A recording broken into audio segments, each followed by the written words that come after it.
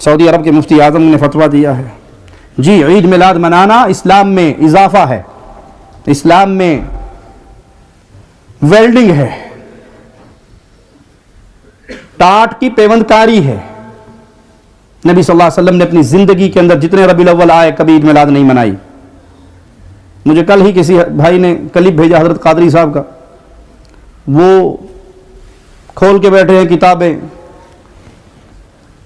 10ویں صدی میں اس نے منایا، 12ویں صدی میں اس نے منایا، 9ویں صدی میں اس نے منایا، 8ویں صدی میں اس نے منایا، بزرگوں کے حوالے دے رہے ہیں۔ ہم کہتے ہیں بھائی آپ نے یہ حوالے دے کے کیا کمال کر لیا؟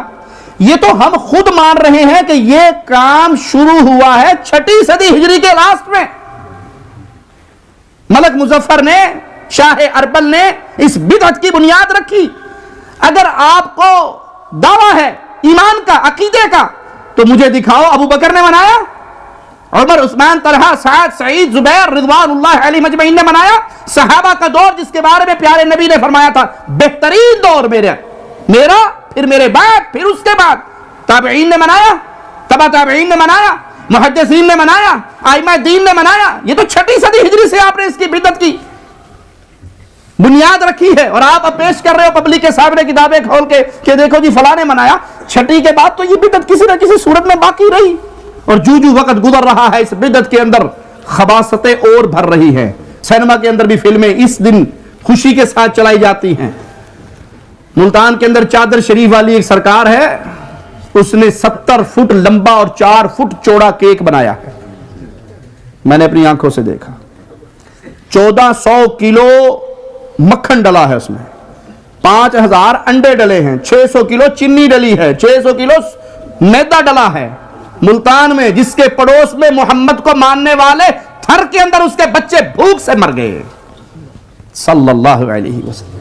اس رسول کے نام پر ڈرامے بازی کرتے ہو کھانے پینے کی، جس کے پاس اس کے مرید نے آ کے بطن سے کپڑا اٹھا کر کہا تھا پیارے حبیب پتھر باندھا ہوا ہے، آپ نے اپنا کپڑا اٹھا کر کہا تھا میرے صحابی تو نے 1 باندھے ہیں، تیرے رسول نے 2 باندھے ہیں، تو نے 1 باندھے ہیں، تیرے حبیب نے 2 باندھے ہیں۔ جس کے پاس غلام آئے تھے تو سیدنا علی نے سیدہ خاتون جنت فاطمہ الزہرا کو بھیجا تھا، جا بابا سے مانگ کے لا، اور اس نے آ کر کہا تھا بابا چکی چلا چلا کے ہاتھوں پہ بنت رسول کے چھالے پڑ گئے ہیں، جھاڑو دے کے بالوں میں مٹی پڑ گئی ہے، پانی کی مشکی سے اٹھا اٹھا کر نشان پڑ گئے ہیں، آپ کے پاس آج اللہ نے فروانی دی ہے، غلام آئے ہیں، ایک مجھے بھی دے دو۔ پیارے حبیب نے کہا تھا یہ اصحاب صغرا کو چھوڑ کر میں اپنے گھر والوں کو رجا دوں، میں ان غلاموں کو بیچوں گا یا ان کی محنت سے جو پیسہ آئے گا اپنے صحابہ پہ خرچ کروں گا؟ 70 فٹ لمبا کیک بنانے والے بابا جی، تھر کے معصوم بچے تجھے نظر نہ آئے جو دودھ کی پیاس سے بلک بلک کے مر گئے؟ سندھ کے ریگستانوں میں پڑے ہوئے کلمہ گو محمد کے امتی نظر نہ آئے صلی اللہ علیہ وسلم؟ اس کیک پہ جتنا خرچہ ہوا اتنے سے تو غریب کے 100 گھرانوں کا سال کا خرچہ چل جاتا، جو اچار سے روٹی کھا لیتے ہیں، جن کے گھر میں اچار بھی نہیں ہے۔ یہ عید میلاد النبی کے نام پہ ہی ساری بدعات چل رہی ہے جو مصطفیٰ علیہ الصلوۃ والسلام سے ثابت نہیں ہے۔ دین اسلام کتاب و سنت کا نام ہے، قرآن اور حدیث کا نام ہے۔ یہ اللہ کی وہ نعمت ہے جو اللہ نے پیارے نبی جناب محمد الرسول اللہ صلی اللہ علیہ وسلم کی زندگی میں آپ پر پوری فرما دی۔ اسلام وہی ہے، دین وہی ہے جو رسول اللہ صلی اللہ علیہ وسلم نے کیا، اور آپ کو دیکھ کر، آپ سے سن کر صحابہ نے کیا۔ اسی لیے صحیح مسلم میں پیارے نبی صلی اللہ علیہ وسلم کا یہ فرمان ہے جس کو ہر مسلمان کو ہمیشہ یاد رکھنا چاہیے، من عمل عملا لیس علیہ امرنا فہو رد۔ جس نے کوئی ایسا عمل کیا جو محمد الرسول اللہ صلی اللہ علیہ وسلم سے ثابت نہیں، پیارے حبیب کی سنت سے ثابت نہیں، وہ عمل مردود ہے۔ عید میلاد النبی کی آمد ہے، یہ وہ عید ہے جس کا اہل ایمان کی پہلی صدیوں میں کوئی تذکرہ نہیں ملتا۔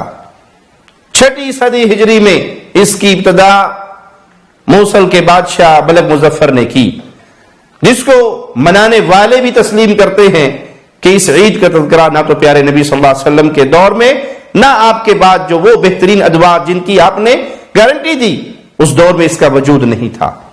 اب جب لوگوں میں شعور بیدار ہو رہا ہے اور لوگ اپنے مولویوں سے سوال کرتے ہیں کہ ہم عید میلاد النبی پہ یہ کچھ کر رہے ہیں، یہ کہاں سے ثابت ہے، تو بجائے میلادی ان کو دلیل دینے کے من پسند سوالات اپنے مریدوں سے کرواتے ہیں اور ان پہ بے عقلوں جیسی گفتگو کر کے خوش ہو جاتے ہیں. اسی طرح ایک قادری صاحب سے سوال کرتا ہے کہ ہم اتنے بلب لگاتے ہیں، اتنی لائٹنگ کرتے ہیں، تو یہ تو فضول خرچی ہے. یہ ایک سوال آیا ہے کہ یہ جو آپ لوگ 12ویں پر جو چراغا کرتے ہیں، اس سے بہتر یہ نہیں ہے کہ کسی غریب کی شادی کروا دیں، کسی غریب کی مدد کر دیں یا اور کچھ کر دیں؟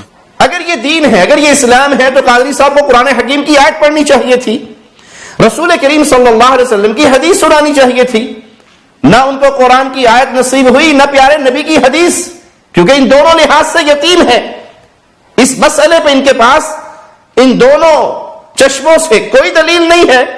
تو جواب کیا دیتے ہیں کہ وہ شادیوں پہ کروڑوں روپے کا تم خرچہ کرتے ہو، وہاں کی لائٹنگ نظر نہیں آتی، صوفے لاکھوں کے ہوتے ہیں، ڈبل بیڈ اتنے لاکھ کا ہوتا ہے، فلاں کام اتنے لاکھوں کا کیا جاتا ہے، ہم نے اگر 12 بلب جلا لیے تو تمہیں تکلیف ہونے لگ گئی. یہ مشورہ اس کو دو جو اپنی شادی میں کروڑوں روپے خرچ کرتے ہیں، تو 150 غریبوں کی شادیاں ہو جائیں گی اس میں. یہ ہم 12 بلب لگائیں تو ہمارے پاس مشورے آ جاتے ہیں. تو جو گھر میں لاکھوں روپے کا ڈیکوریشن سارا سال رکھتے ہیں، لاکھوں روپے ایک ایک پلنگ آتا ہے، ایک ایک صوفہ لاکھوں کا آتا ہوگا، اور ایک سے ایک ڈیکوریشن گھروں میں لوگ آج کل کر رہے ہیں. یہاں تک کہ پتا چلا کہ کموڈ تک سونے کا ہوتا ہے، چینی کا آتا ہے نا، وہ لگا لو 5-10 ہزار والا، یہ لاکھوں والا کموڈ جو نا، یہ بیچ کے غریبوں کی شادیاں کروا دو. جشن ولادت کے موقع پر سب کو مطلب یہ مشورے ذہن میں آتے ہیں. معاملہ یہ نہیں ہے کہ کہاں پیسے زیادہ لگے اور کہاں پیسے کم. اگر کوئی شادیوں پہ یہ بے وقوفوں والی حرکتیں کرتا ہے تو بے وقوف ہے، کم علم ہے. اس کا عمل اس کو دلیل بنا کر آپ یہ کہیں کہ ہم عید میلاد پہ روشنی کر رہے ہیں، لائٹنگ کر رہے ہیں، چراغا کر رہے ہیں، تو اس لیے جائز ہے کیونکہ شادیوں پہ ہو رہا ہے. اس لیے جائز ہے کہ جہیز میں صوفے اور ڈبل بیڈ بڑے مہنگے دیے جا رہے ہیں، تو ہماری یہ چھوٹی سی خوشی تم کیوں نہیں پوری ہونے دیتے. اگر یہ دین ہے، اگر یہ اسلام ہے، تو کتاب و سنت میں اس کا وجود نہیں ہے تو دیجئے دلیل.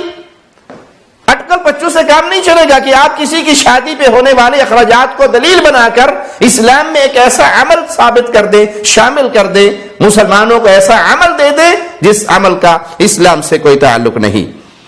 ARY کے قوالی ٹی وی پر ایک مولوی صاحب اپنی کم علمی کا مظاہرہ کرتے ہوئے فرماتے ہیں، اکثر لوگ ہیں کہ ہم میلاد مناتے ہیں تو وہ پوچھتے ہیں یہ کہاں لکھا ہے، ہم لڑیاں لگاتے ہیں تو وہ پوچھتے ہیں یہ کہاں لکھا ہے، ہم جھنڈے لہراتے ہیں تو وہ پوچھتے ہیں یہ کہاں لکھا ہے. میں نے کہا ہم سے تو پوچھتے ہو یہ کہاں لکھا ہے، ذرا صدیق اکبر سے پوچھو نا، رسول اللہ کا تھوک چاٹ رہے ہو، یہ کون سی آیت میں لکھا ہے کہ مصطفیٰ کا تھوک چاٹو، رسول اللہ کے وضو کا پانی پی رہے ہو، یہ کون سی کتاب میں لکھا ہے کہ رسول اللہ کے وضو کا پانی پیو، رسول اللہ کے بالوں کو جابر اپنی دستار میں سی رہے ہو.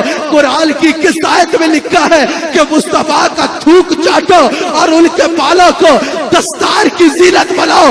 صحابہ کا بھی یہی جواب ہوگا، ہمارا بھی یہ جواب ہے کہ عشق کی عبارت کتاب میں نہیں بلکہ دل پہ لکھی ہوتی ہے، دل پہ لکھی ہوتی ہے، دل پہ لکھی ہوتی ہے.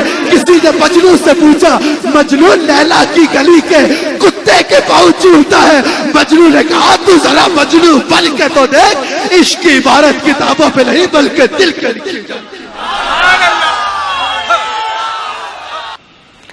مولویوں کا حلیہ بنائے ہوئے یہ شخص دین کی بنیادی باتوں سے بھی جاہل ہے. اس کو کس نے کہا کہ صرف وہی دین ہے جو قرآن میں ہو، جس پر کوئی آیت قرآن حکیم کی دلیل بنے؟ کیا اس کو یہ نہیں پتا کہ حدیث رسول بھی دلیل ہے؟ پیارے نبی صلی اللہ علیہ وسلم کا عمل، آپ کا قول اور آپ کی تقریر، 3 چیزیں ہمارے لیے حجت ہے. آپ کچھ فرما دیں وہ دین، آپ کچھ کر کے دکھائیں وہ دین، آپ کے سامنے کچھ کیا جائے اور آپ خاموشی اختیار کریں تو وہ بھی دین. اگر وہ غلط ہوتا تو مصطفیٰ صلی اللہ علیہ وسلم فدا ہو ابی و امی خاموش نہ رہتے. ابو بکر صدیق نے یا صحابہ نے پیارے نبی کے لعاب کو اپنے ہاتھوں پہ لیا, اپنے چہرے پہ ملا. اللہ کے نبی صلی اللہ علیہ وسلم دیکھ رہے تھے, خاموش تھے. آپ کی خاموشی دلیل ہے کہ یہ اللہ کے نبی صلی اللہ علیہ وسلم کی رضامندی ہے. اگر یہ غلط ہوتا نبی روک دیتے. ہمارے لیے حجت ہے.